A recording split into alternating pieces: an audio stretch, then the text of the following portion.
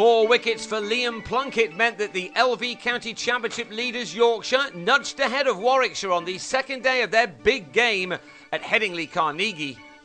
We pick up play just into the second hour of the second morning, with Plunkett grabbing his first wicket by having Will Porterfield taken behind, which left Warwickshire on 36 for 2.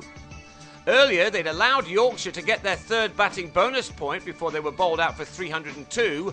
Ryan Sidebottom then removed Ian Westwood, which was why we now see Laurie Evans trying to recover the situation for his team, along with his captain Varun Chopra. Chopra's wicket is always a big one, and 20 minutes before lunch it was taken by Stephen Patterson with an LBW which left the visitors on 50 for 3.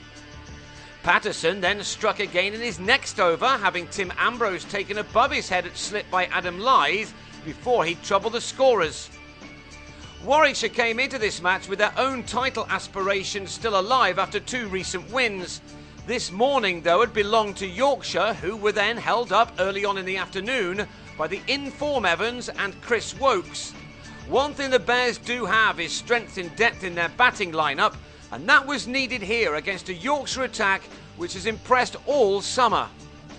These 2 batsmen were able to add 45 for the 5th wicket, but half of their team were out before the 100 had been posted when Wokes was out to a fired-up Plunkett, who then put one into the side of Ricky Clark's head.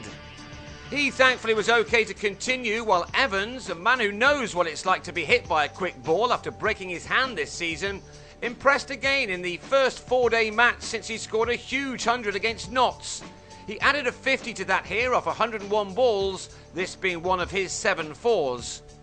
He'd moved on to 63 when he lost Clark at the other end when the all-rounder was out at 150 for 6, and then a stumbling Evans was nearly run out after being sold a dummy by Atiq Javid. Indeed, Evans started to live dangerously, with this edge off Patterson falling just short of an expectant slit cordon. Plunkett then had the ball back, and bowling aggressively, he also hit Javid in the head. Plunkett was very impressive, with one of his best performances of the season with the ball. One of the reasons why Yorkshire sit above the rest in the table is that someone different seems to produce their best in each game. Each player also backs the other up too, and they were only being denied a leap ahead here by Evans, who stood out from the rest of his teammates with an exceptional innings. He'd been at the crease for nearly 4 hours when he was finally dismissed, as Plunkett at last got his man, who picked the wrong delivery to attack before top-edging it to Lyth to go for 88. Plunkett then claimed his 4th wicket as Javid gloved to pull off another aggressive delivery behind to leave Warwickshire in some trouble on 196 for 8. That meant that they were still 106 runs behind and now relied on numbers 9 and 10 to keep them in contention. They knew that their tail can bat, however, and Keith Barker and Jitan Patel survived the final 8.5 overs, from which they added a further 25 runs. But it's still the home side on top at the halfway stage. Warwickshire need more runs yet from their tail.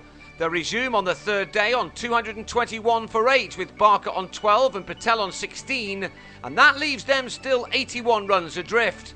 It's fascinatingly poised.